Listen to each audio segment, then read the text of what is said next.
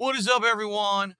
Welcome. Today is an epic day because today is the release of Doom: The Dark Ages. And so today on the show, I'll talk a little bit about my history with the series and what I'm looking forward to when we play it as it releases as an early premiere later tonight. But before then, we got a podcast. And on today's show, the major topic is something absolutely shocking that I'm sure none of us ever expected. Ladies and gentlemen, The Last of Us Part 2, the TV show, is failing. Holy crap. No way. I never would have expected that. It's totally out of left field, right, everyone? Anyway, we'll talk about this and more, plus more awesome blueprints. So, a great stream ahead, a great podcast in store. Ladies and gentlemen, it's time for the Level 1 podcast. Get ready for some meaningful content, because the king is back, the king of the live stream, the king is back. Woo!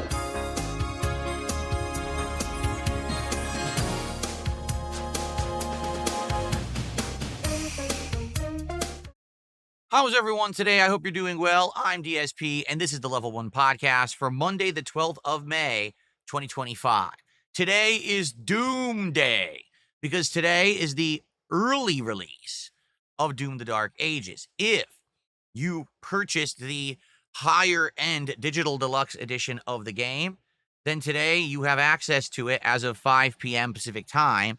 In fact, I believe I can probably pre-download it right now, finally. I've been waiting to do so, and it actually wasn't available for preload as of yet. However,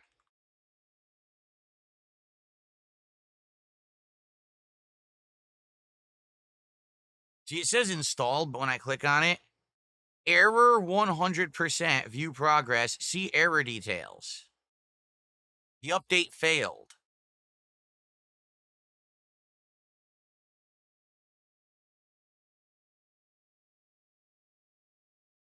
It's literally giving me the update failed over and over. I'm just going to delete it then, uninstall, and reinstall it. I had a feeling there was going to be a problem, and I'm curious if we're going to have a problem today with this or not. Because remember, I bought the special edition so I could play it today.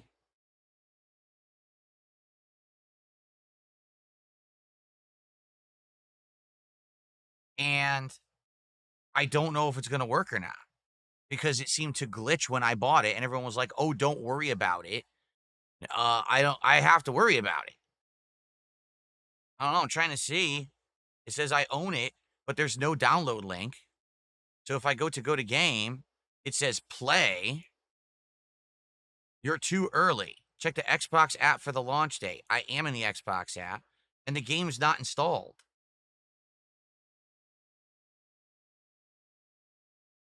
I can't, dude, I think it's screwed up. It won't even let me preload the game. Let me see if I close the app and open it. Yeah, this is a problem.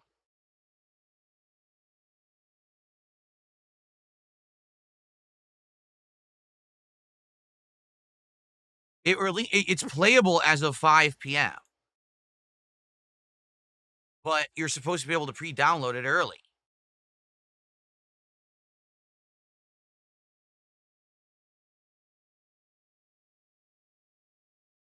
Yeah, it says play, as if I could play it right now, but it says in 2 days. Which is bullshit, because I bought the special edition.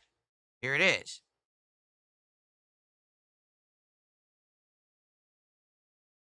Yeah, I don't know. I might be screwed. This thing might be all messed up.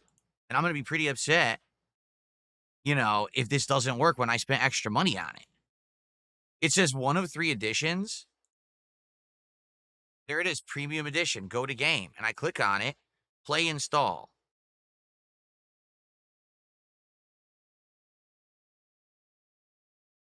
This is a bundle with multiple options. What do you want to play? The regular edition or the DLC, the skin pack, the Slayer skin, or the art book? I guess the art book and soundtrack didn't install, but the other things apparently did. Yeah, this is all messed up. The way they did it is so stupid. I don't know if it's gonna work. I'll show you what I mean. Ready? Sorry, because like this, I wasn't, going to actually do this. So look, Doom: The Dark Ages Premium Edition, right? 5 hours, 18 minutes, and it says play install. Pre-order $99.99. Why? I already have it. Why would it have a pre-order button if I already have it, right? And then play install. Look at this that pops up. So I guess maybe it'll work from that link. I hope so. I hope it'll work from that link because I paid extra to play it early today so that we could play it days early. Why? Because I've realized that if we played it later in the week, we wouldn't have a lot of time to really focus on it because on Friday it's the release of the Capcom Fighting Collection 2, which I want to play. So we can't have two, new releases out basically at the same time. If I waited until Wednesday night to play, I'd only have Wednesday and Thursday. This way we have tonight, we have tomorrow, we have another day at least to play it. And if we like it, we can play a lot of it before the Capcom Fighting Collection comes out. Okay? So we'll see what happens.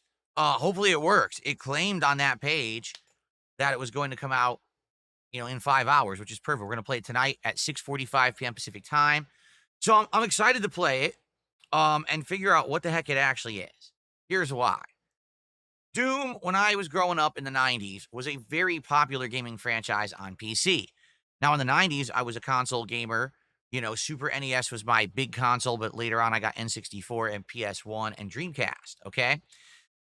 But I did have a PC, and I did play some games on it. Notably, I played Doom 1, Doom 2, Doom Ultimate Edition, as well as later on Duke Nukem, Hexen, and then I started playing games when it went 3D, like Quake, Quake 2, Quake 3, Unreal Tournament, etc. So I was into the whole, generation of awesome action FPS games, really difficult, gory, gauntlets and gauntlets of enemies jumping out, trying to find hidden passages and puzzles, key cards. I was there for it. I wasn't necessarily super hardcore into it, but I did enjoy playing it when I had a chance. I didn't have a high-end PC or anything, but it was fun playing these games in the mid to late 90s when the games were getting older. The games became a lot more readily available. So then when Doom 3 came out in the early 2000s, I actually really liked it. Doom 3 was a hybrid between, like survival horror. Think like almost like Resident Evil-esque combined with the style of gameplay of original Doom. It was kind of this unique hybrid. And a lot of people didn't like it, but I actually really liked it. I thought that it was really well done the way that they had executed it. And, I was hoping that they were going to continue with the franchise that way. Little did I know that Doom 3 would be the end of Doom until 2016. So, yeah, I mean, nearly 15 plus years to wait for another installment of Doom. It's pretty crazy. And then when it came back in 2016, I loved it. If you didn't see my playthrough of Doom 2016 from 9 years ago, one of my most beloved games of that year, I absolutely liked everything about it. The homage that it had to classic Doom, the new gameplay mechanics and graphics, all that is just amazing. Perfect combination. I thought, wow, what a great way to reboot the series. But then there was Doom Eternal. And for those who don't know, Doom Eternal, which was 2020, I did not really like. I felt like Doom Eternal was a misstep. And the reason being was because, number one, the game became incredibly repetitive in the way that it played. And what I mean by that is it became more about a rock, paper, scissors style circle of gameplay loop. And it didn't really matter what you were fighting, where you were, what you were doing in the story. You could play it exactly the same. Essentially what it was kill enough enemies to get the health power-ups, then kill enough enemies to get the armor power-ups, then kill enough enemies to get ammo, and then build up your rage meter, and then just go through between all three of these things. And that was it. Like, that was the whole game. And it just felt more to me like it was more like an adrenaline junkies game than anything you had to use intelligent thought for. Now, I played it and beat it, but I just didn't really like it. I thought that Doom 2016 was much closer to the tone and what they were going for in the original Doom games from the 90s, while Eternal went off the deep end, particularly with the story. The Doom guy, because that's what he used to be called, the Doom guy, or the Space Marine, all of a sudden now became the Slayer. He's a universal hero who actually existed at various points in time. He was fighting against both angels and demons, killing them all. It's like, wait, what the fuck are you talking about? The story of Doom is incredibly simple. Scientists went too far and decided to open dimensional portals thinking they were going to find some kind of power or discovery there, and instead they invited demons into our dimension, which started taking over Mars and then eventually Earth. Well, one man said, enough of this shit. You killed my goddamn pet. Was it a pet cat or dog or rabbit or something? I don't even know what it is, but you killed my pet. I've had enough. It's time for revenge. And he literally just picks up anything in his way to kill these demons, and he's unstoppable. He's literally an unstoppable force. And it's that simple. That's the plot of Doom. No one will beat the Space Marine. He is an unstoppable force of, testosterone, rage, and revenge. So one man versus an entire dimension, and he's winning. Okay? Very simple. We didn't exactly. Doom guy or Space Marine was the original John Wick. You guys have hit it on the head. It's the same plot. Now, it works, does it not? John Wick has had how many movies? And he's still successful. Apparently, they're bringing him back for another one. So the plot works. So why, in Doom Eternal, did they have to then go ahead and do some really stupid shit in regards to the plot and make, oh, now he's the Doom Slayer, the universal hero, and all of that? It doesn't make any sense. It feels to me like they took the plot of Doom and they handed it over to, like, I don't know, like a caffeine-fueled 14-year-old, a zit-faced teenager who's likes writing fan fictions. And he's like, I'm going to come with an idea. This is going to be a great idea, everyone. And he comes up with this dumb shit and he uploads it to the internet, some fan service community, right? And then everyone just criticizes it and it's like, wow, what a stupid idea. That's now the plot of Doom. Who approved it? I have no fucking clue. It's really dumb. And the worst part is most of the plot doesn't even happen in Doom Eternal. It all takes place in, like, these logs that you have to read. Do you remember Doom 1 and 2 when you were reading logs all the time? So you see the point I'm making is that Doom Eternal really took both the gameplay and the story elements and threw it in a direction that just didn't feel like Doom at all.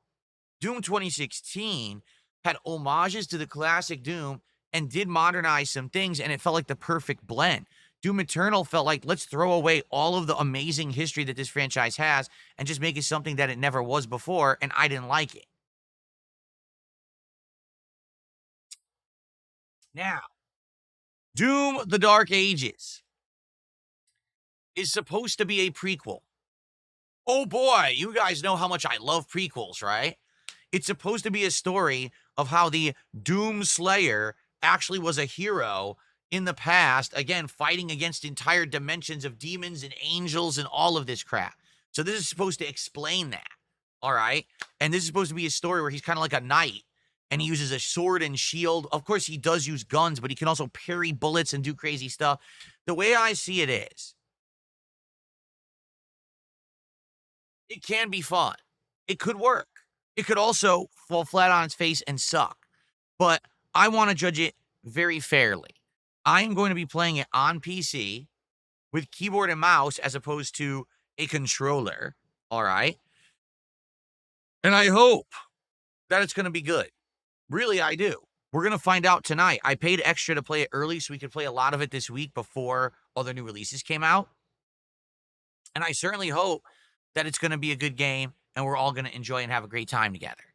Can't guarantee that, but I'll tell you, I'm going to do my honest best tonight on my late stream to try to enjoy it and make this an entertaining, thing. Maybe it's one of these things where I just got to stop caring and instead just say it's like a popcorn movie, unplug your brain, don't think too hard, and just, murder giant armies of monsters and enjoy the gameplay and the visceral nature of it. And if that's the case, I guess that's what we do. All right. So, if I don't go into it with the wrong mindset, maybe I'll like it more. But when I went into Doom Eternal, I was totally expecting, hey, Doom 2016, but maybe, advancing the plot and some upgrades. And it wasn't that at all. It literally playing Doom 2016 and Doom Eternal, it feels like two completely different games. So what will this one be? I guess we'll find out. All right, as you can see, I'm pumped for it. We got Doom text on my leaderboard, right? We've got Doom animations with other animations, but Doom animations on my screen here today. I got hell itself behind me, the flames of hell burning in my studio here. I'm ready. Okay. And I've also, Dabhan says we can finish it easily. It's only about 15 hours long. You know what? Good. Because a game, if it is adrenaline fueled and full of action and all that, do you really need 40 hours of that? If it's 15 hours long, that's good, I feel. Like, maybe we'll beat it within a couple of weeks, and it won't feel like it's overstayed its welcome, right? It'll just be like a good length game. I'd be okay with that. So I guess we're gonna see how it goes starting tonight on my late stream. I hope you'll join me. 6:45 p.m. Pacific time, the stream will go live. Typically, gameplay starts around 7:15 p.m. Pacific time, and we'll play it for around 2 to 2.5 hours, and then we're gonna do it again tomorrow as the daytime stream. So that'll be another 2.5 to 3 hours. So between the first two sessions, we'll get 5+ hours in of Doom the Dark Ages and be able to make a judgment. If we really like it, I'm going to play it a lot more this week. I'll probably do it again on Thursday, maybe even Friday night. If we don't like it as much or it's just kind of then maybe we'll play it a little less. But my goal is to try to get between 7 to 8 hours in this week and then next week to try to beat it. Because I would like to complete it before other new releases start hitting this month, because there are a few more big new releases coming out that I want to cover, and I don't want to be inundated with too many games. For example, we know I'm not beating Claire Obscure anytime soon, right? I love Blueprints, but I don't know how far I'm realistically going to get in the game now, because people aren't showing up for Blueprints when it's a night stream. For whatever reason, it didn't work as a night stream, but it has been working as a day stream. So I don't know how much Blueprints I can squeeze in between all of the new releases. We'll have to see. I'm doing it today, but after today, we might not even be playing it again this week. Probably not. All right, we'll have to see. Anyway.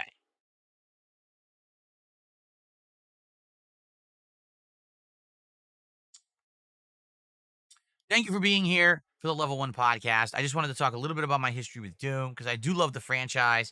I hope that this one actually ends up being better than Doom Eternal was for me. I am a little nervous about it, I'm not going to lie, but at the same time, I'm hopeful. I'm hopeful that this will be a great playthrough and that everyone will enjoy it, especially because I paid some extra to get it early so that we could have more time to play it this week and not have to cram it all in at the end of the week also when a new fighting game comes out, okay? All right, good stuff. So, I hope you're all doing well. The good news here is that we have been doing great in regards to support recently. We are at 58 out of 60 goals hit.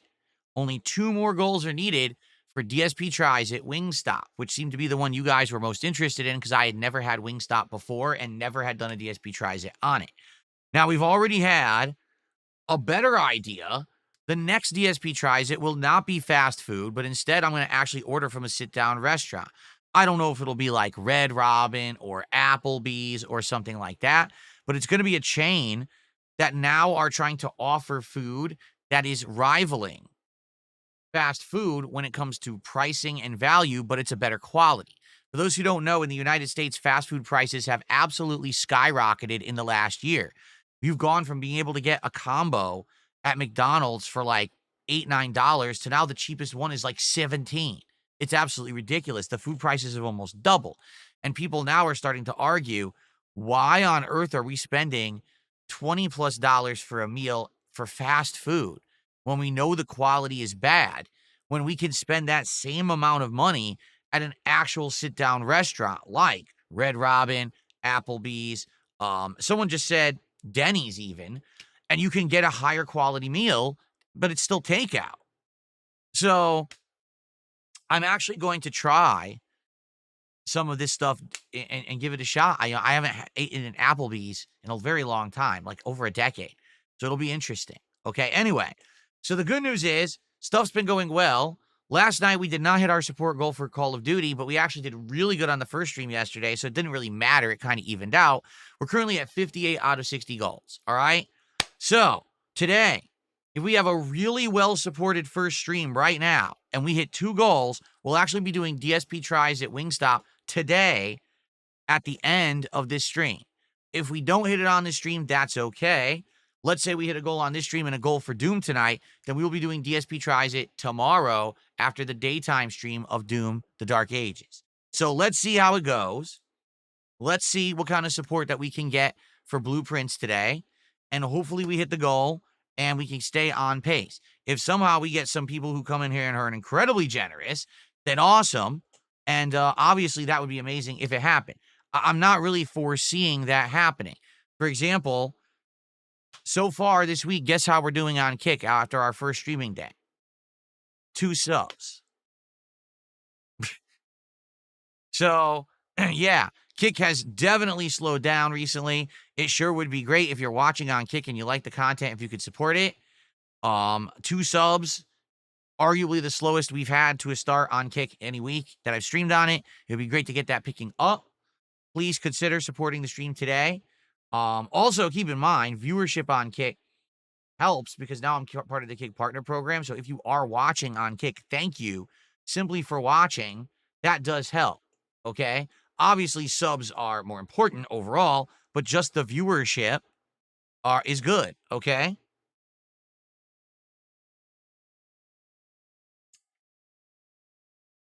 Tangy Savory Seasoning says, I hope we're not planning on ordering fake boneless wings. I want to see if you can do like a combo of like both. Like maybe you can get some boneless, some bone in. I want to try both, compare them both, see what they're like. Okay. So anyway, so good stuff. Please, let's get our first support in before we start talking about our major topic of the day. Can we get our first super chat, our first tip, our first membership, and our first sub? Right now, we've got absolutely nothing. 0. Let's get who will be the first person to step up and support the podcast today? Who's it going to be? Dying but not dead says, when you eat the wings, could you put the microphone really close to your mouth? I'll have to go like that or something. No, there is no advertisements on Kick. There are pluses and minuses to watching on YouTube and Kick. The pluses of watching on YouTube are that you can get the highest quality 1440p, okay? And I believe on YouTube at any point you can actually like skip around during the live stream and see, you know, any point. Like if you come in late, you can rewind and go on and watch what you missed live. What was the third? There's 3 advantages to YouTube. What's the other one? There's one other one that it's eluding me right now. I can't remember exactly what it is. On Kick, the advantages are that number 1, the chat's better. It's more based off of the Twitch chat. So you got better emotes and things like that. And there's no ads on Kick. But Kick has disadvantages.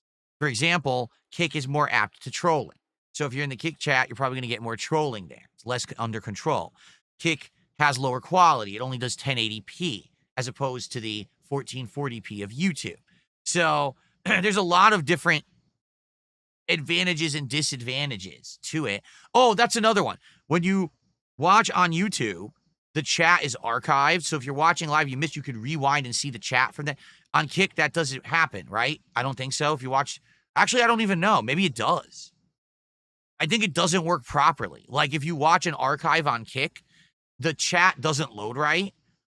I've watched archives on Kick and the chat doesn't work right at all when you're watching after the fact. I don't know why, but it always seemed to have problems. So basically, like I said, there's pluses and minuses to both. Both have good things and bad things about them. I can't really tell you, oh, this one way is much better than the other. I don't think so. I think that they both, it's really your personal preference of what you're looking. If you want the absolute best quality, you got to be on YouTube. That you're going to get the best visuals, the best quality of everything on YouTube. But if you're looking for more of the interactive experience, like the chat and stuff, probably Kick's better. Either one is fine. And if you support me on either platform, it helps. Either way, like you're watching on YouTube, well, ads run and I get paid for there. I'm in the partner program on Kick. Viewership helps me there. If you support really super chats, subs, memberships on either platform, it all helps. So there you go. Okay.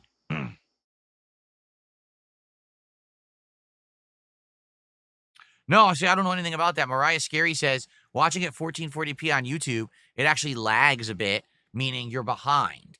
I guess because it has some processing time. Yeah, I wouldn't know. I don't really watch live streams on YouTube, so I wouldn't know anything about that.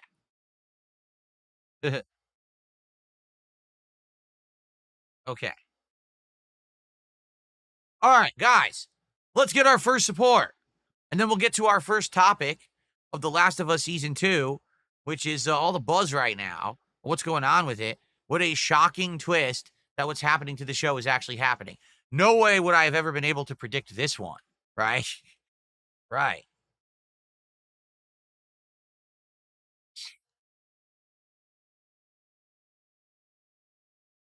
All right, Big Papa Phil has tipped, excuse me, has supported with the first membership of the day.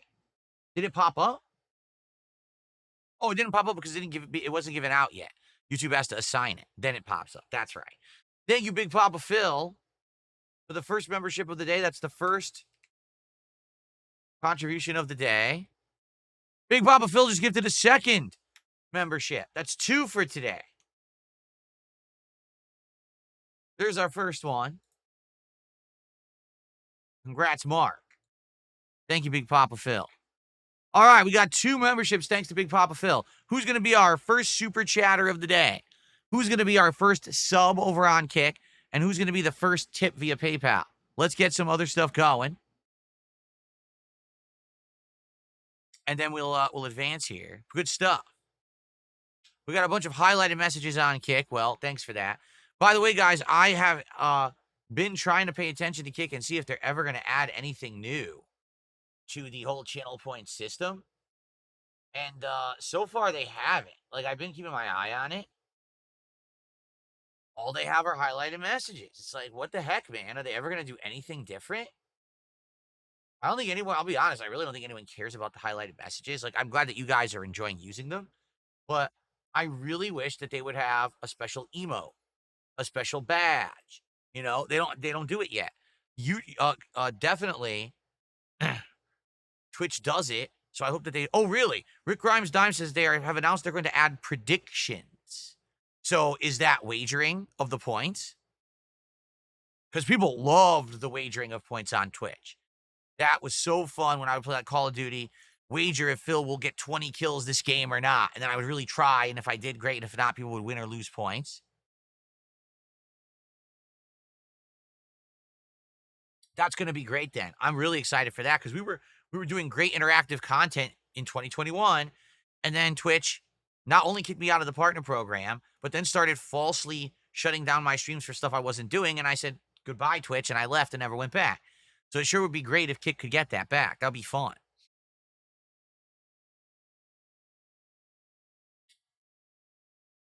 Oh, I'm well aware that there's gambling on Kick, Light Horse. I'm well aware of it. For the record, no, I've not been offered any, what is it, the stakes partnership or whatever it is. I don't know how it works.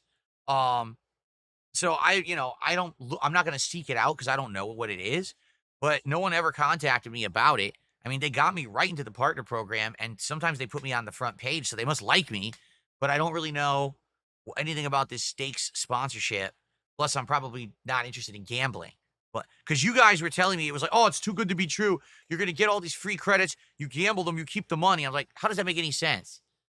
They have to make money. So what you're telling me, like, realistically doesn't make sense. They have to make money somehow. So how could that be how it works? I just don't get that, you know?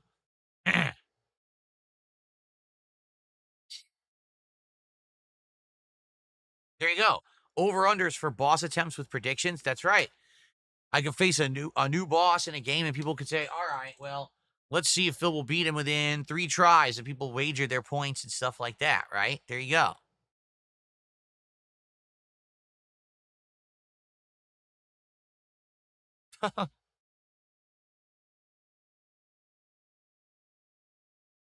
Yeah, I don't know how it works, Cracker Jack. She says, I think they make money because you're advertising it. Maybe.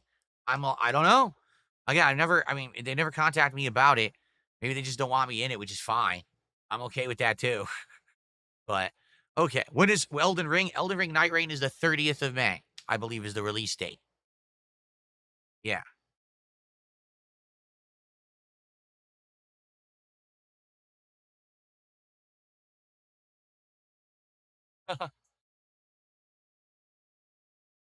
Really?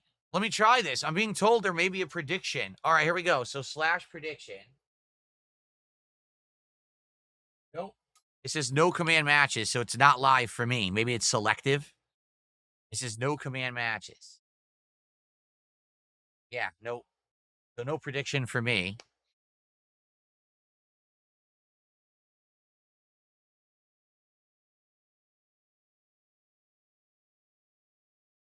It could be that it's only for certain people and it's gonna go live. I would like to try it.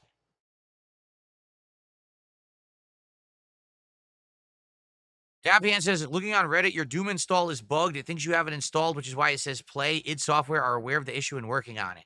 Great. That's just delightful. Because again, I can't install it. And I want to play it tonight. It better not fuck my stream up. Yeah, it's dumb. Like, it just is recently updated.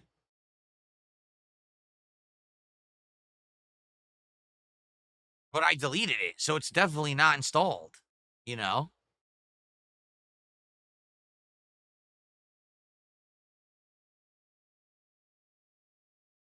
Yeah, it says play install, but what I would think is when it's supposed to be live, if I hit play, it'll say, oh, game not detected. Maybe then it'll install it. I don't know.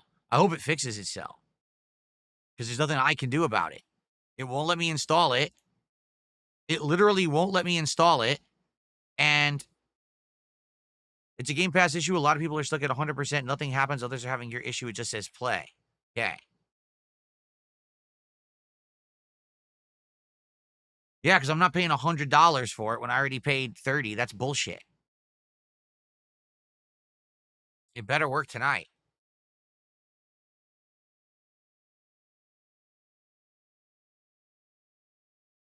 I guess we'll see. Okay. They better fix it. They better patch it or fix it or whatever they need to do by 5. They got 5 hours to fix it. All right. Well, guys, I guess we're not going to get any more support besides Big Papa Phil today. So I guess we're going to go on to our next story. All right. Perhaps the next story will prompt some of you to support the stream. Okay. So, ladies and gentlemen, back in 2020, the world was a different place. In 2020, we had a different president. We had a different person or a different group in charge of the United States government for the most part. And even online, the whole mentality of public opinion and culture basically was very swinging to the liberal side. Okay.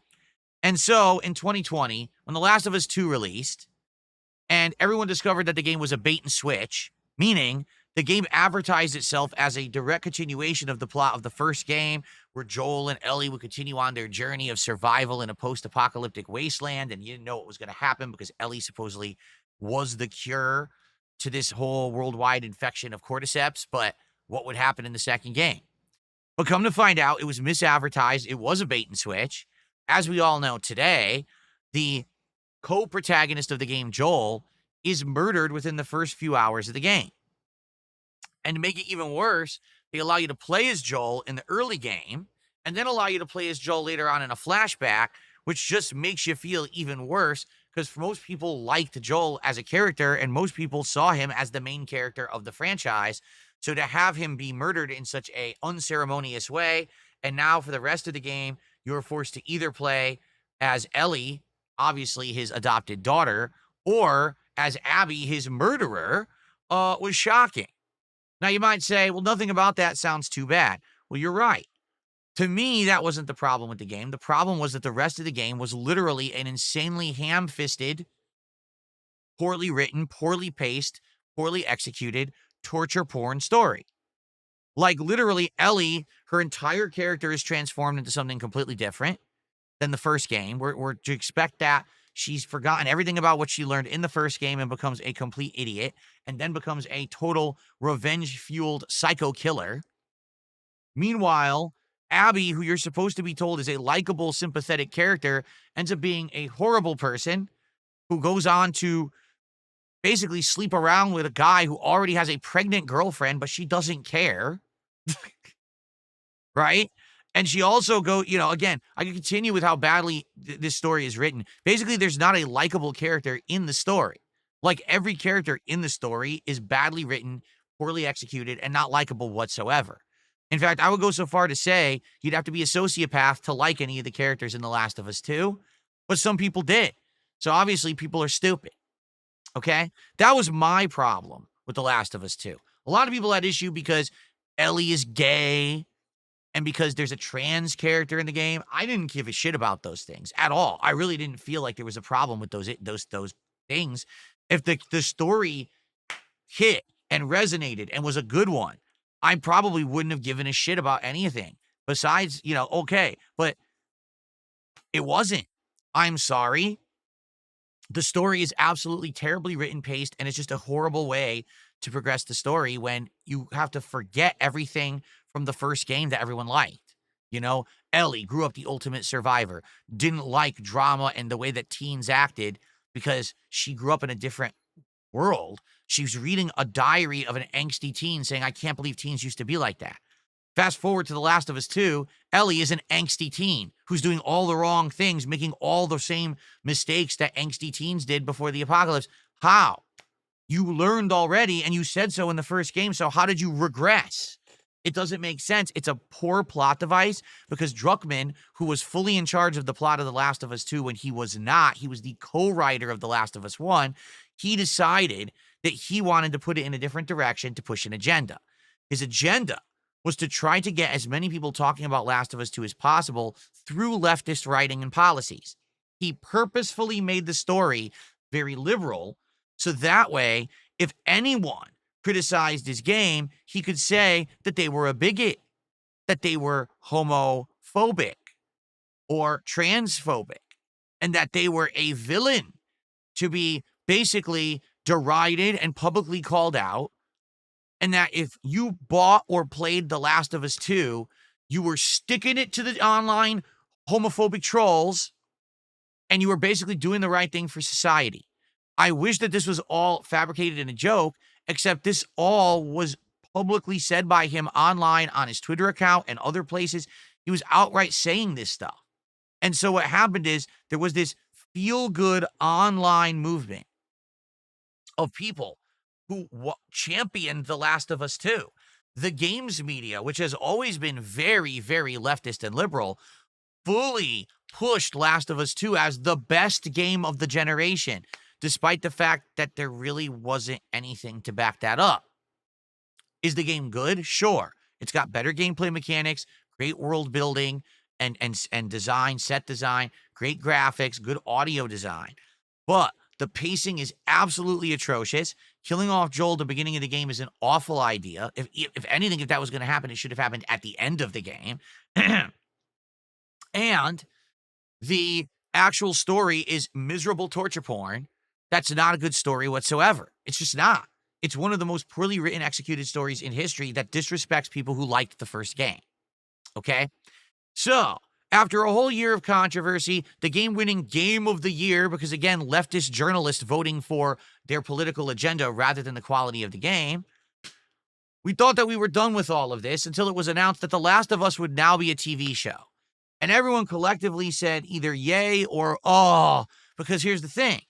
If only The Last of Us 1 existed, and they announced that Last of Us was going to be a TV show, I think everyone would have been happy. Everyone would have been like, yeah, Last of Us is great. We can't wait.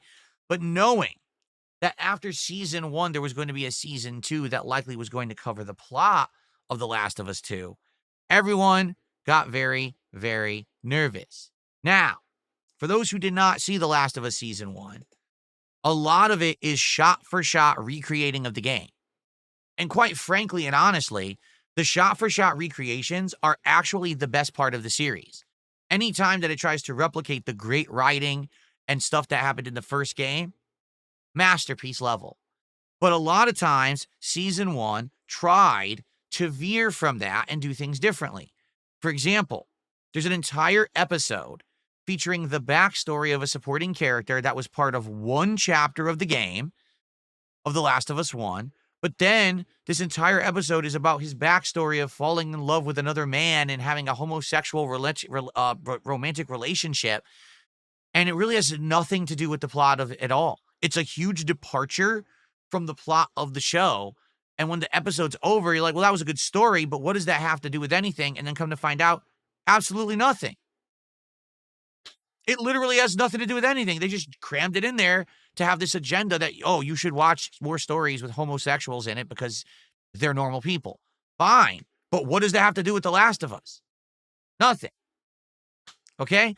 In fact, they had another whole episode, I should say, that was based on the prequel DLC of The Last of Us. Now, this is the backstory of Ellie, where she had a romantic teen relationship with a young girl when she was also young and underage. So it's basically like a girl crush, right?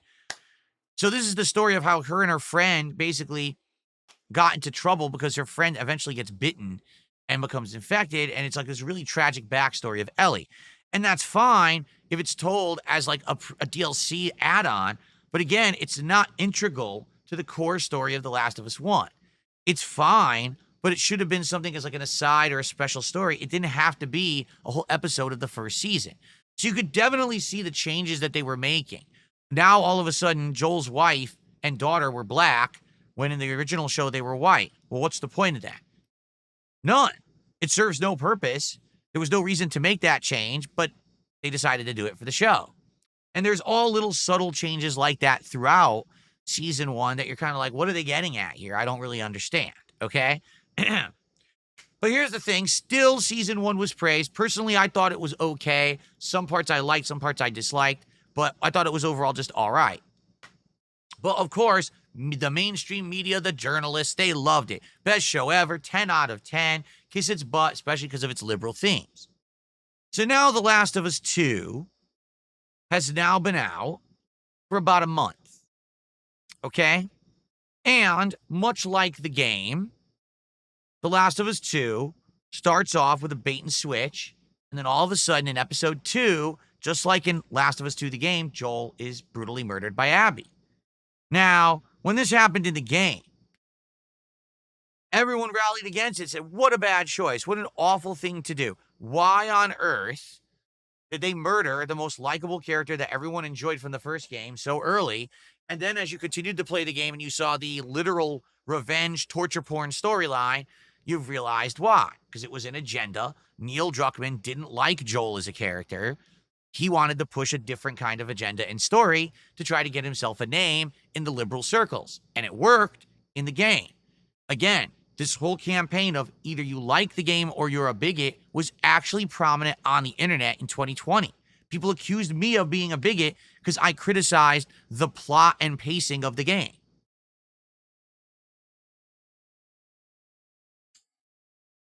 So, sadly, for a drugster, 2025 world reality is not the same as 2020. In the last 5 years, things have dramatically changed.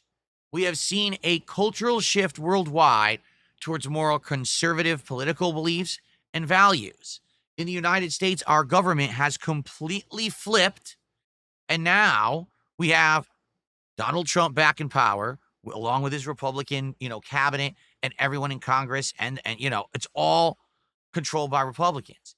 Because of that, we're now seeing a return to conservative ways of thought, meaning people don't want to hear that, oh, the writing of season 1, the characters from season 1 don't matter because I got this story to tell you about Ellie and her love of another woman and how she's upset that Joel's dead and now she has to go on a crazy rant or rampage across the land. And, oh, by the way, there's all these other themes that we're going to keep pushing. Basically, people don't want it anymore. 5 years ago, that was what was popular. Today, it's not. Things have changed. If this show had released in 2020, probably it would have had mass appeal. But what's happened is now, The Last of Us Season 2 is being completely and utterly derided and destroyed by the internet. And views have dropped off dramatically. Let's take a look. So first off, Naughty Dog is attempting to obviously advertise Last of Us Season 2 heavily every single week when a new episode comes out. Here's their post from 19 hours ago. Episode 5 of Season 2 is in 1 hour. We can't wait to watch Ellie and Dina's Seattle journey continue from last week. Wow. Let's see what people have to say about this. I really like this Jesse guy. Hope he shows up again later in the show. We all know what's going to happen to Jesse, but I won't spoil for those who haven't played the game. Any plans for a remaster of the show? That's pretty funny. The show is cringe and woke. You should have done a limited series only of season 1.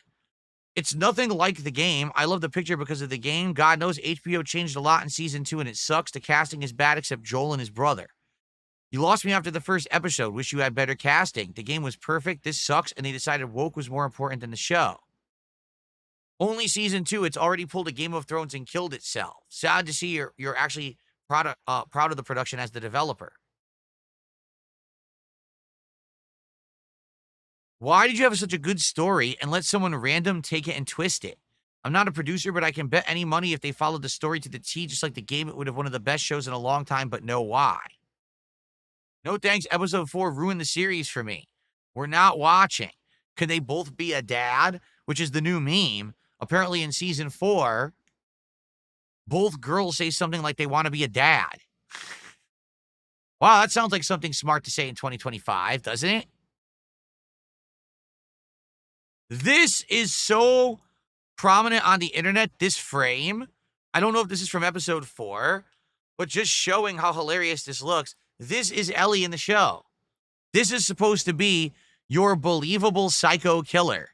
The little girl who is somehow one-handing a gun. Figure this one out. How exactly she's doing that, because that's not even fucking possible. If in real life she was firing a real gun, the kick would probably reel her arm back and break it, right?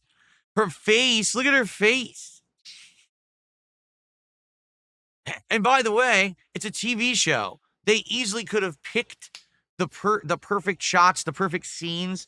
This is what they chose to go with in the show. Also, hilariously, one thing that everyone has pointed out about season 2.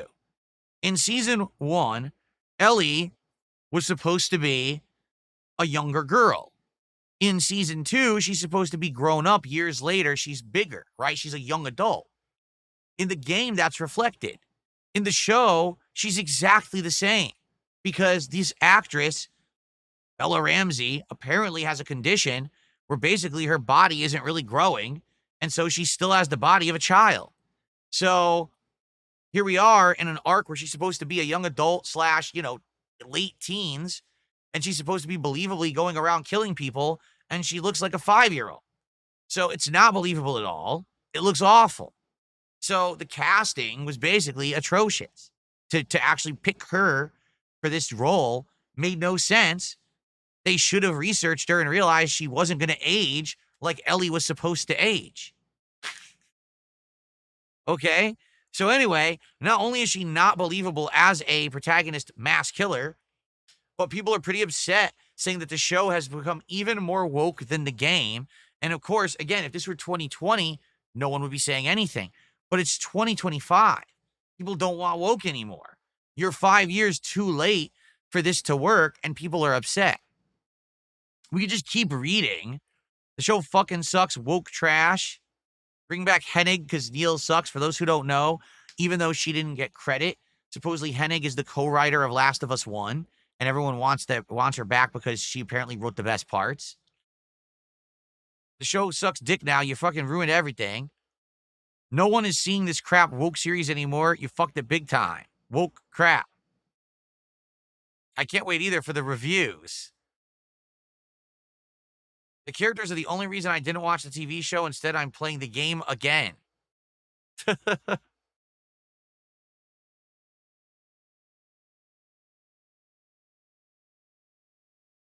So anyway, oh look, sell out to HBO. This is the result you get.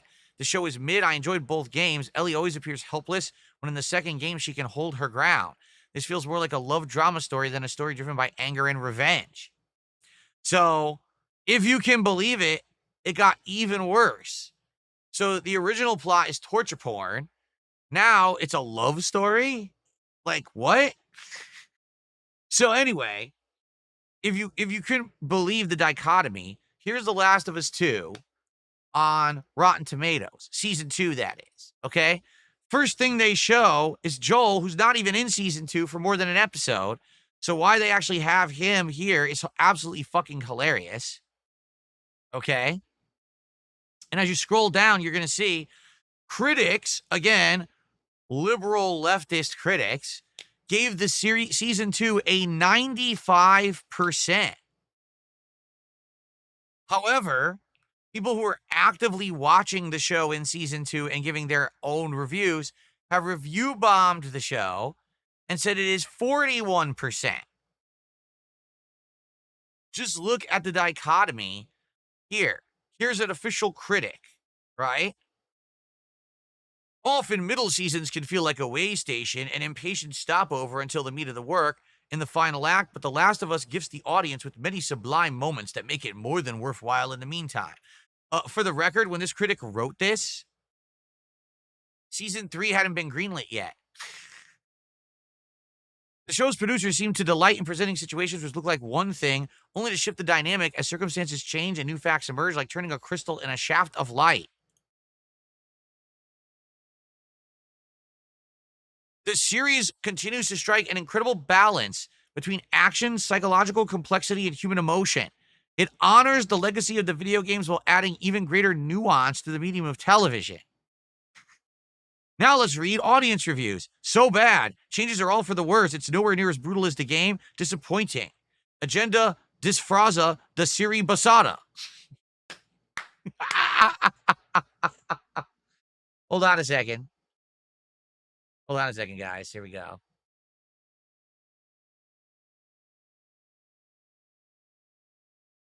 Go. In 1 second, we got a troll. Taking care of it quick.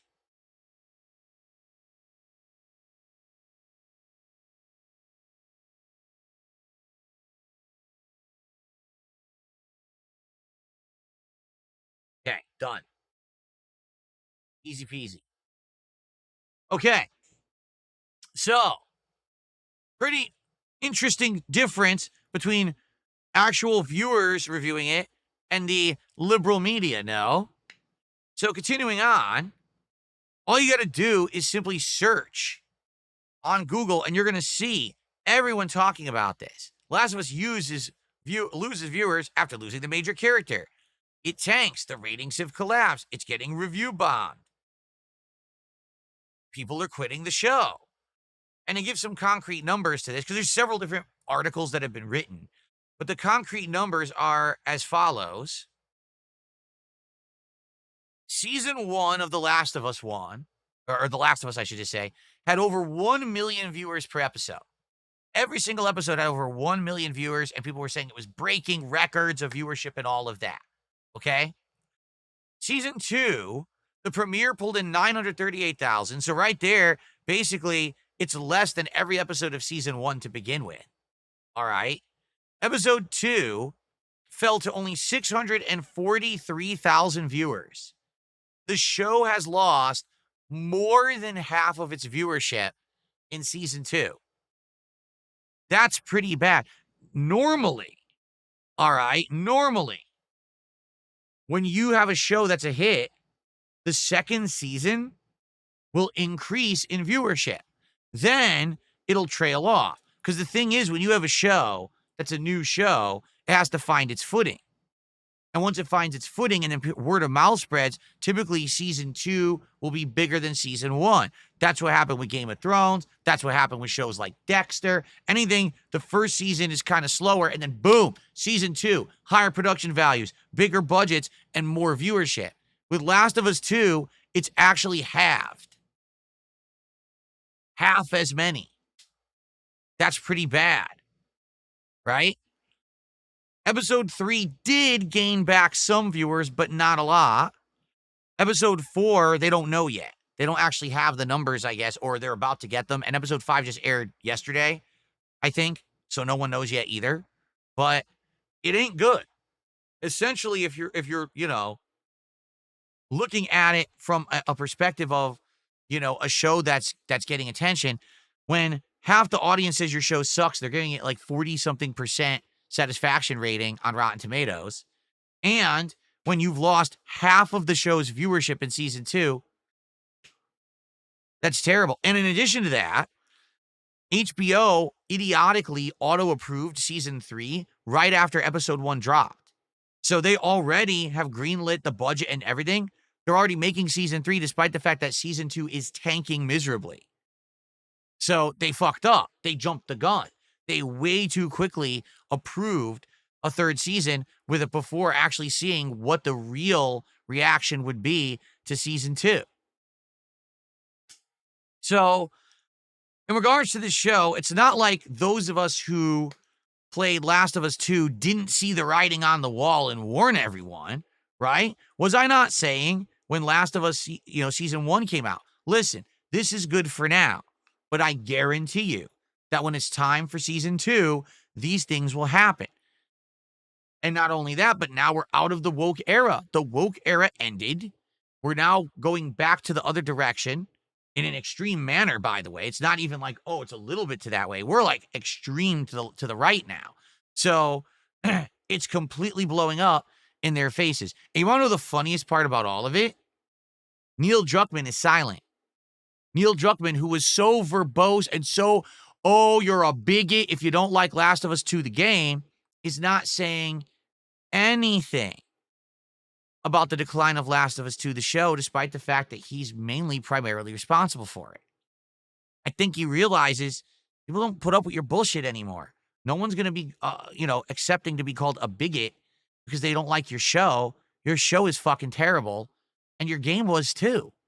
Your game had great moments that were good and good things to it, good aspects, but they were fully overshadowed by your assholery and your liberal bullshit. So because of that, now, and this honestly, guys, is actually why I'm fucking fed up. You want to know why I'm really fed up by Neil Druckmann? The Last of Us Part 2, the game, had some of the best accessibility features of any video game ever made. The game had a revolutionary sonar system. And the sonar system allowed blind people to play the game fully. And this level of accessibility, since then, has never been copied, emulated, or reached. It seems like most major game developers kind of gave up, and they all have these standard checkboxes for basic accessibility. And then that's it. And I don't understand why no one talks about this, because he force-fed the whole liberal agenda bullshit down everyone's throat, because he said if you don't like Last of Us 2, you're a bigot. It seems like accessibility has become an afterthought. I thought with Last of Us 2 being, oh, it's game of the year and all that, now every AAA game developer would be like, we need to have what Last of Us 2 has. We need to have that accessibility suite for all these different people who have different disabilities. So now everyone can play video games at the same level and everyone can enjoy them for what they're meant to be, works of art. Instead, it seems like because of what happened with Last of Us 2, most AAA developers are like, no thanks. We don't even want to touch that beehive, that hornet's nest. Instead, we'll just do the basic and just move on. We don't give a shit. And that is insanely sad. That is a disservice to people who need those accessibility features and don't get them now. Because he had to make it all about his own personal agendas and horseshit, him getting over as some kind of a leftist pariah, right? I'm going to push this liberal agenda to the masses. Everyone in gaming will love liberal. Well, guess what? No one does now. Every single game that has it is flopping and failing. Literally in a row. They're all failing miserably. You got Dragon Age Veilguard with its fucking pulling a bar of bullshit. You've got Assassin's Creed Shadows with a black samurai protagonist. We can keep going. But the more that you push the liberal agenda, the more you're failing in 2025. So now, sadly, it seems like accessibility has been associated with woke. And I don't think that's fair at all. I think the people who need this accessibility don't give a shit, and they should deserve respect, and they should deserve attention. And now they're not getting it. I feel like we went 10 steps forward in 2020, and now we've gone 72 steps back because this idiot couldn't get over his own goddamn selfishness and ego. And the funny part about it is, Druckmann, you could tell with the way he behaved when Last of Us Part 1 came out.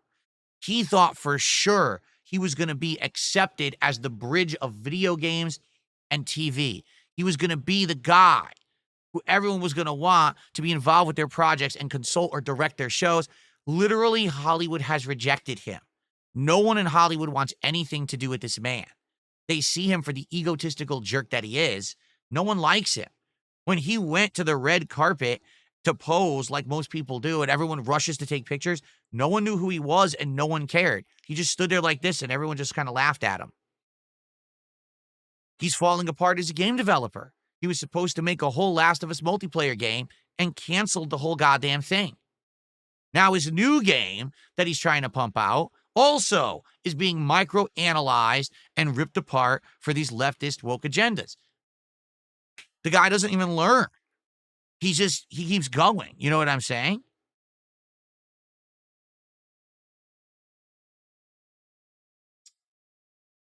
So the truth is, the writing was on the wall to begin with, but some people are just so up their own ass that they don't want to listen. And it's sad because I feel like when you have someone like this in a position of power, someone who's given a lot of attention and money, because let's face it, he made a lot of money on the games, being the head of Naughty Dog, all right? He feels infallible. He feels like he's able to say and do whatever he wants. He can push whatever agenda he wants, but he doesn't look at the people around him. He doesn't read the room. And because of that, here we are now in 2025. Naughty Dog is a shell of its former self. Things that once were successful are failing. And we've now taken a massive step back in games accessibility. And there's only one guy to look at and point the finger at and blame: the Druckster. I don't have a personal agenda against the guy. I just call it like it is. The guy fucked up so bad, he single-handedly injured the games industry. Why do you think that we had a pattern of games like Dragon Age Veilguard or Assassin's Creed Shadows? It's because they looked at Last of Us 2 and all said, I want a piece of that. If we jump into that fad, we too will be successful. And instead, we've now seen multiple high priority, once successful AAA gaming franchises fizzle, fail, and flounder because they all wanted to copy the leftist agenda. And now we're all suffering for it. We look at the games that are coming out and we're like, why do they all suck? Why can't we trust that a new game that comes out is good when it's from a tried and true studio? Because they all just chased the fad. They didn't even care. That's the saddest part about all of it.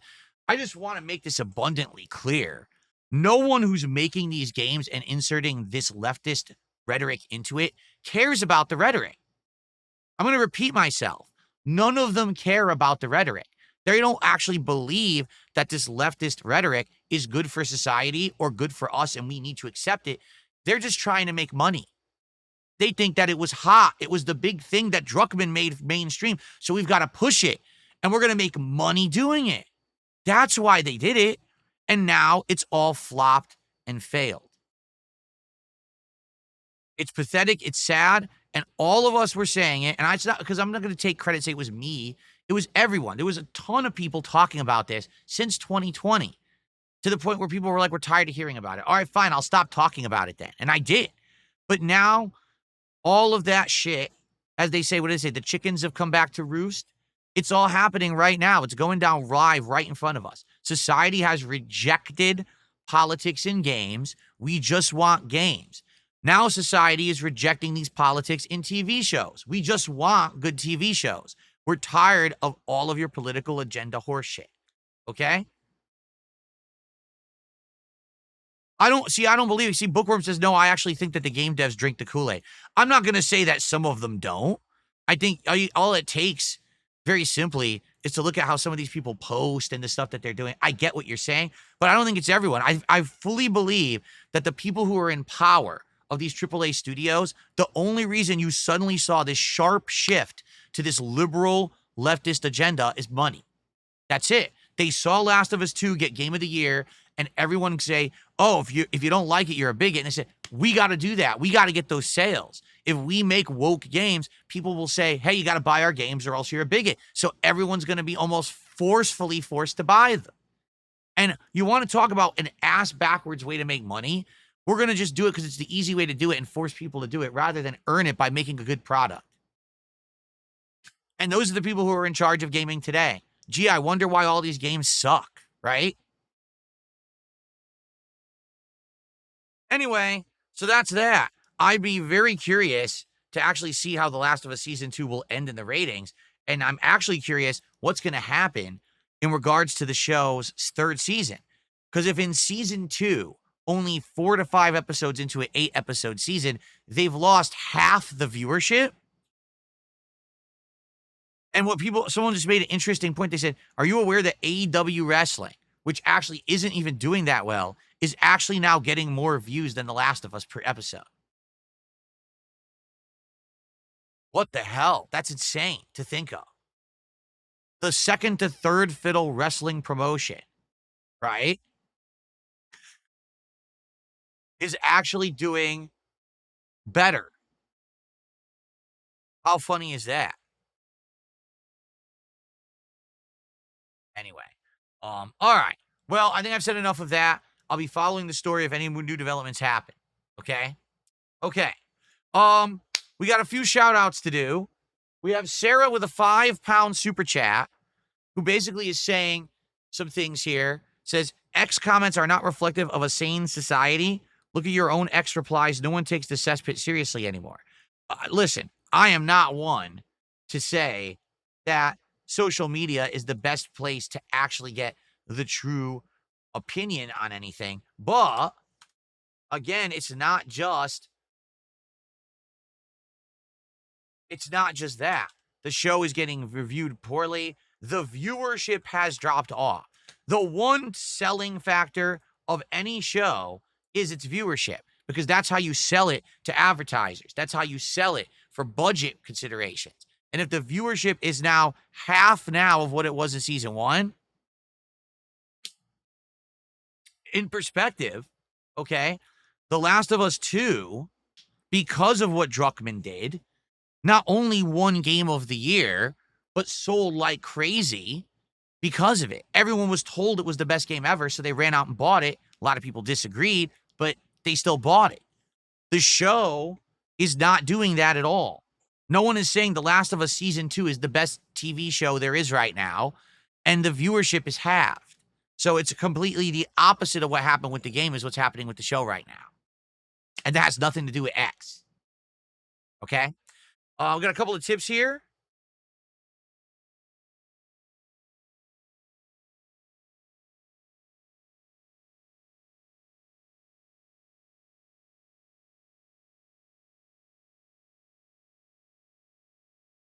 So, someone tipped me $2, says, "Yeah, the Dark Ages store page is straight up broken. People are reporting they have to call Microsoft to fix the issue.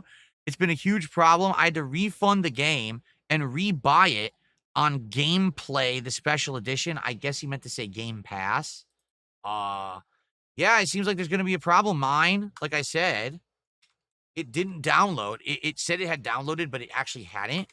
So I said, "Oh, I'll delete it." So I deleted it. And now it just says play install, but it says the game is already installed when it's not. And then it just says, "Hey, you can't play it anyway. It's not time to unlock it." So it shows that I have the rights to the version of the game that I'm supposed to play today, but it won't let me install it. So I'm wondering what's going to happen at 5 p.m. Will it let me install it or not? And what do I do? Right? I don't know. It doesn't look like there's a way. I mean, how do I fix it?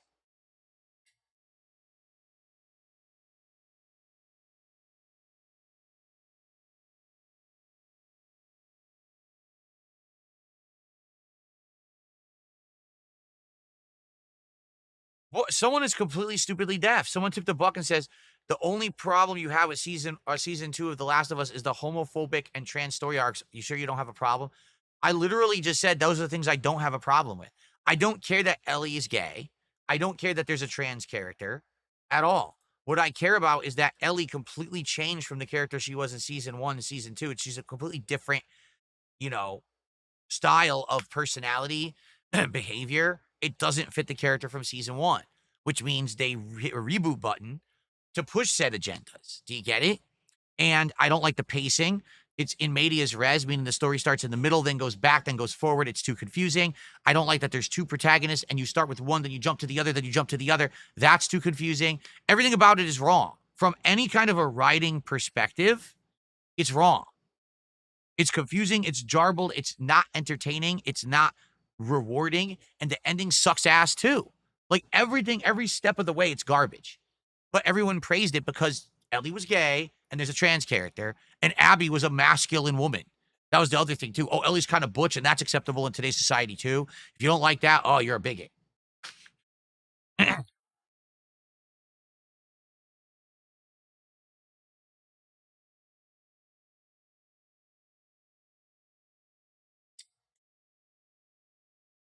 Okay.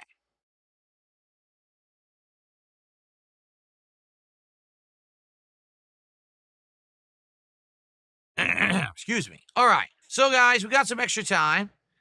If you guys want to chat, tag me in chat. Let's see what you want to talk about today. Obviously, guys, if we get some more support, that'd be greatly appreciated. We're 2 goals away from DSP tries at Wingstop.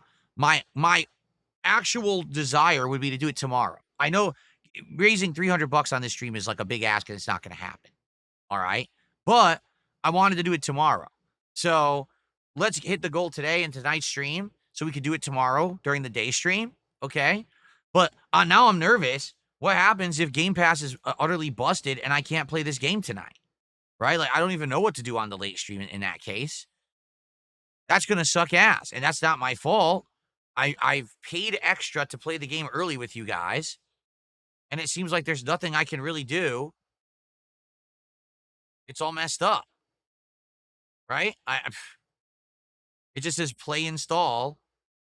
And it says that the Dark Ages campaign DLC installed, Divinity Skin Pack installed, Doomslayer skin installed, and Doom the Dark Ages, there's a play button. And when you click the play button, it just says not available yet. It unlocks at 5 p.m. So I don't know if it's going to work or not. It won't let me preload the game like it's supposed to. It seems fucked up.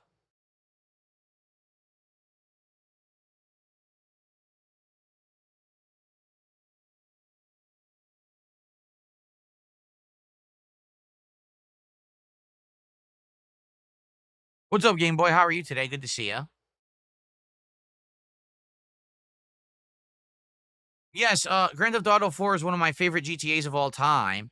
And I'm actually considering, I haven't really talked about this recently.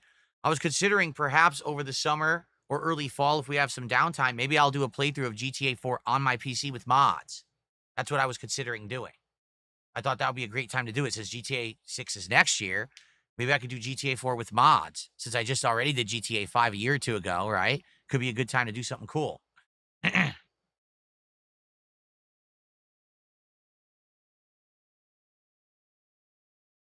Octopus says, mine said the same. I emailed support. They said it will install when it unlocks. So you're going to be forced to download it at 5 p.m. All right. I'll have to try to come in here earlier than to do it. It didn't leak that they're remastering GTA 4. It's just a rumor. There's a rumor that GTA 4 may have a remastered edition coming out later this year. But to be frank, probably me playing it with mods will be better than that anyway. Considering the last remastered trilogy that they came out with was so ass. Can you imagine?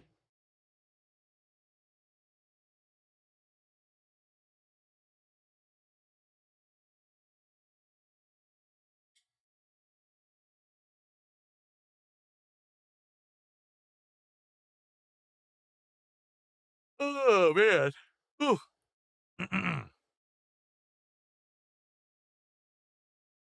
All right, what do you guys want to talk about? We have some extra time. Tag me in the chat. We'll have a little bit of extra discussion here.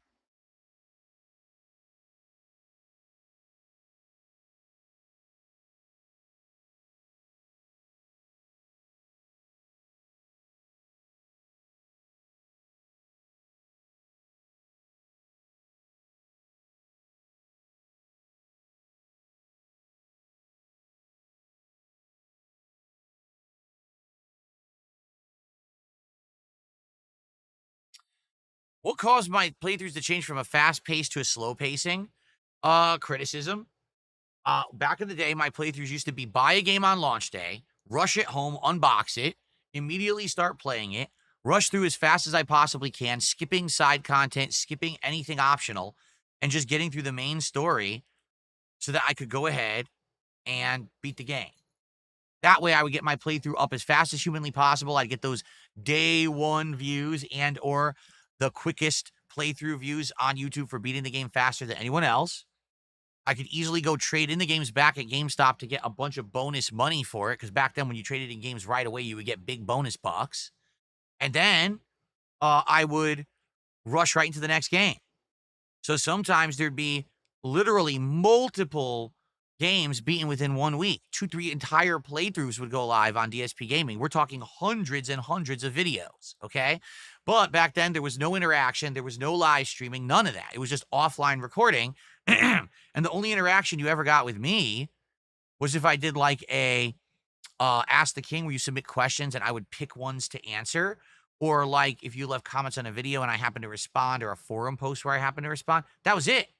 There was none of what we're doing right now at all. Didn't exist. Okay. So over the years of me doing that, I did it that way from around 2010 all the way through 2013. People gave me crap and said, listen, it's not just about pumping out pure gameplay anymore.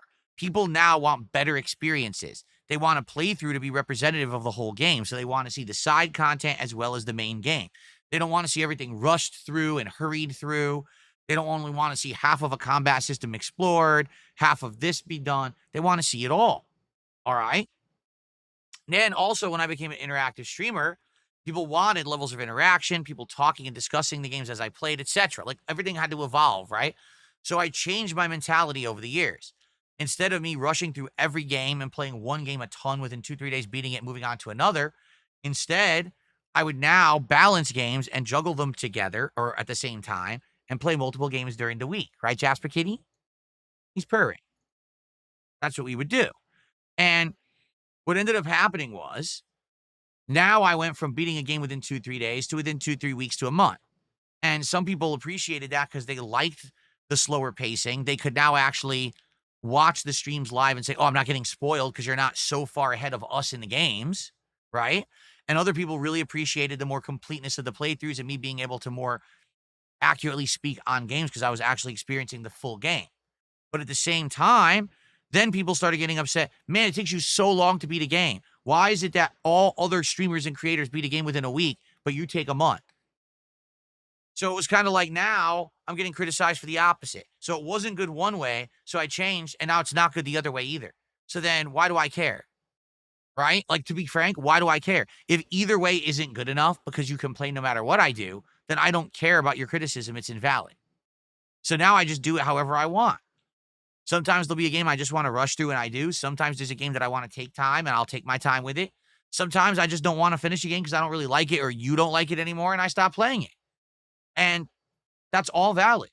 Because when you've been around as long as I have and you've seen everyone say everything's bad, then tough shit.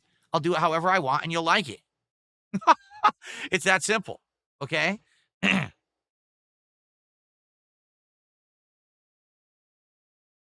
Okay. Green Heart says, looking forward to more blueprints. I would get to play it myself, but I'm really looking forward to, or I'm really enjoying watching you uncover all the mysteries. There you go. So that's a perfect example. Previously, if I had played a game like Blueprints, credits would have rolled and I would have said, that's the game.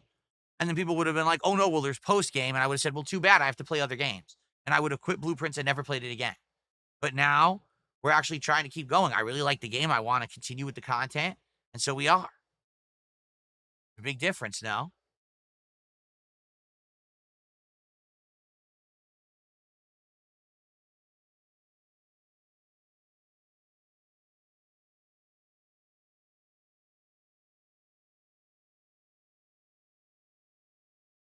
Jasper, you've laid on my lap. How cute. Usually don't do that. He's laying right on across my lap. That's silly. That's very silly. I wonder if I can get a shot of this. Ellipsian says, well, now you get spoiled in lengthy story games, which sours the experience. You're right. But I mean, that's just a given, and that always happened. I'm not even kidding. Even back in the day when I was playing a playthrough on YouTube, people would actually go to the video comments and spoil the game. I wasn't even live streaming. There was no chat, and they would go to the video comments and post up spoilers for the game that would ruin it for everyone. It's it's just par for the course. There's not much I can do about it. I almost always get spoiled on long narrative games, and there's no way around it, you know?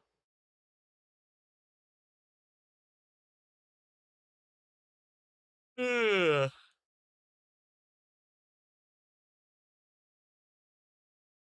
You silly boy.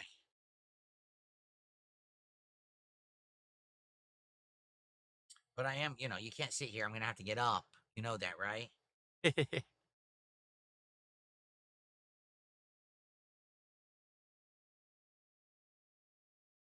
Sadly, we don't know Jasper's birthday. When we rescued him, there was zero information. So we didn't know his medical history. We didn't know his birthday. We didn't even know where he came from. We had nothing. He has nothing at all. So we actually don't know how old he is. We were told, they assumed that he was between anywhere from 2.5 to 4 years old. Okay. That was many years ago, So now we're assuming he's probably around the middle of his life. He's probably, you know, I mean, human years, he's probably, the youngest he'd probably be would be like 8, I think, but he could be older. We don't know. That is sadly one of the big detriments of rescuing a pet because you just don't know. And, luckily for us with Jasper Kitty, he hasn't really had many medical issues. And the ones that he's had have been very easy things to treat, and he's good to go.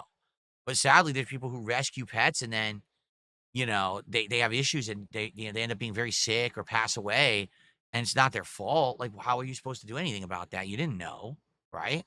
Rescues are a risky business. So Jasper Kitty seems to be quite healthy. Last time I took him to the vet, they said that he's good. So, you know, not too worried about that.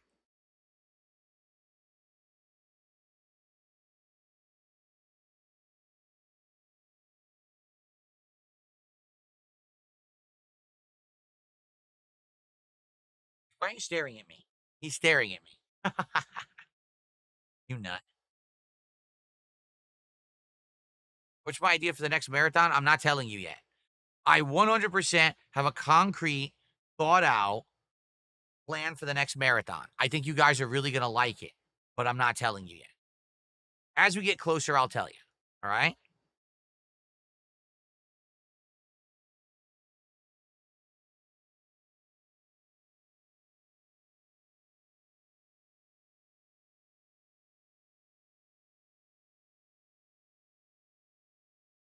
Joey Chestnut, what's going on?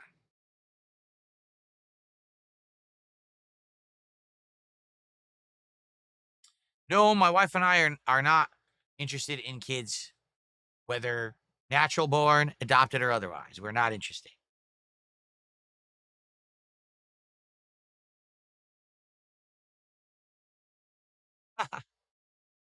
All right.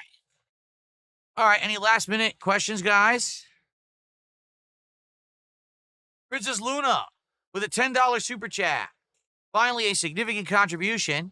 Says, Momentum, I'm going to go make a coffee before the game starts. Go for it, because I'm almost ready to end the show, and it's going to be a very brief break. Thank you, Princess Luna.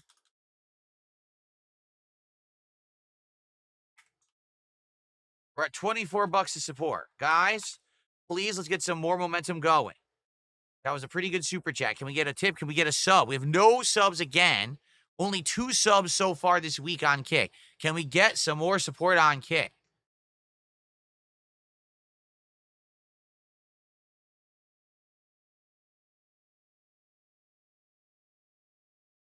Oh, Jasper constantly needs stuff in the house. Constantly.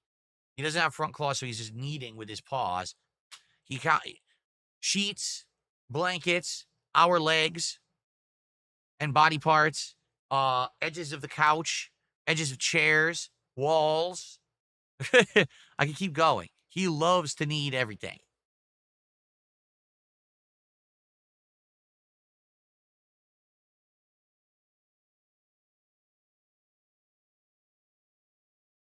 Come on, who's going to be our first Kick supporter? Let's get some support on Kick, for goodness sake.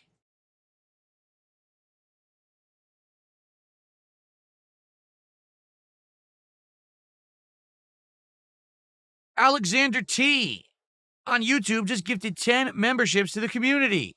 Thank you, Alexander. That is much appreciated. And for once, it's legit. It's actually real. It's not a troll.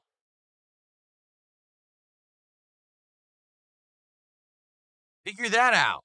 Thank you, Alexander. That is worth $30 of support, meaning we are now up to 54 and climbing. We're more than a third of the way to our goal for the stream. And again, if we hit the goal on this stream and then tonight on the Doom stream, we're good to go. We will have DSP Tries It of Wingstop for the first time ever tomorrow, which would be very exciting. And then we could actually start planning for the next one, which we could figure out what restaurant I would actually want to get some food from, because I'm not sure.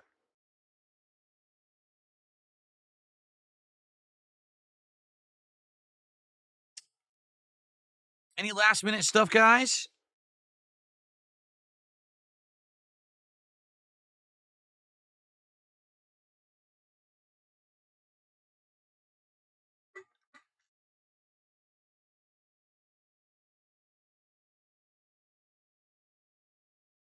You know, I wish Bennigan's existed. There used to be a Bennigan's when I lived in Connecticut. And I remember they had some pretty good drink specials. Bennigan's is actually the first place ever. What the hell? Look at this. Bennigan's is the first place ever that I ever drank Guinness. Guinness beer, which I actually really like, but I haven't had one in 100 years. But Bennigan's used to have a really good menu. You get all kinds of like crazy sandwiches. I remember I got a Monte Cristo at Bennigan, and it was so effing good. It was like super thick cut egg coated bread. It's supposed to be like French toast, but battered, right?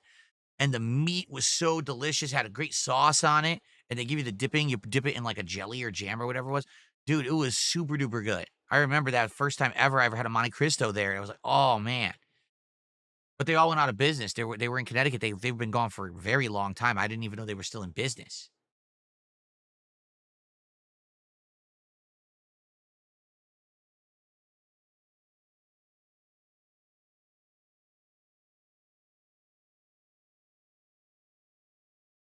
No, Bennigan's can't be our next goal because it doesn't exist out here. I told you. That's the problem. I wish it did.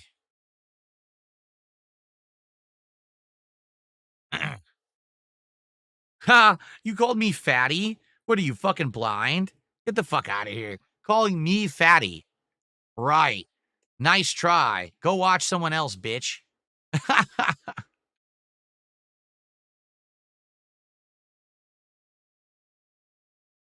The Piranha Plant is the Piranha Plant Lego set.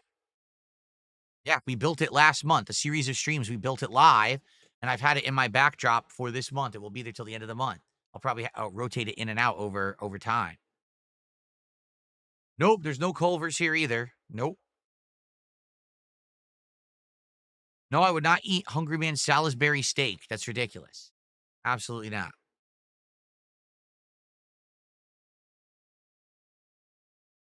There's no Zaxby's out here either. You guys, you bring up chains that are only in very certain specific parts of the US because I think you watch other streamers who eat that shit.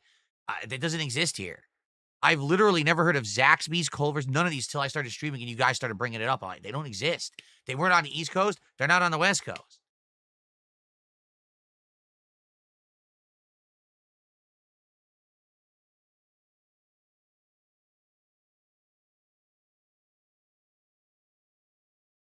Yeah, that's Midwest slop. There you go.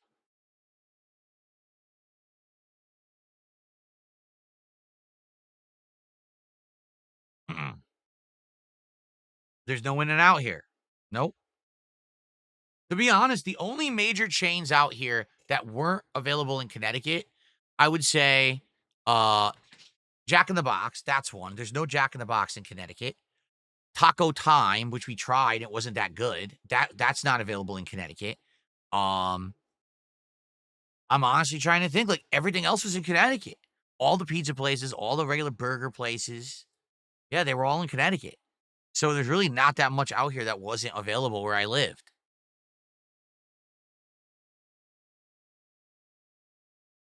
There's no Church's Chicken here. No. There's no Portillo's. No. Don't even know what that is.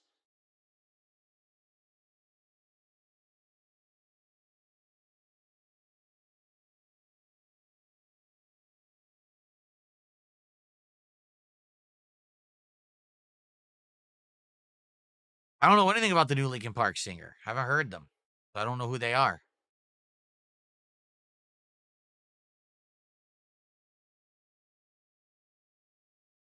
Okay. Guys, let's end the show. Thanks for a nice chill one. Hope you enjoyed. So tomorrow, hopefully, we'll be talking about what we think of Doom the Dark Ages. I really hope it works tonight. If not, I'm going to be pretty pissed off that I paid extra and I can't play it because they effed the whole thing up. So hopefully it'll be working and fixed by later. And good stuff. All right. Thank you for watching the Level 1 podcast. Be chill. Be safe. Stick around for Blueprints fun. Hopefully you'll be here tonight for Doom the Dark Ages. And I'll see you all tomorrow. Peace out, my friends.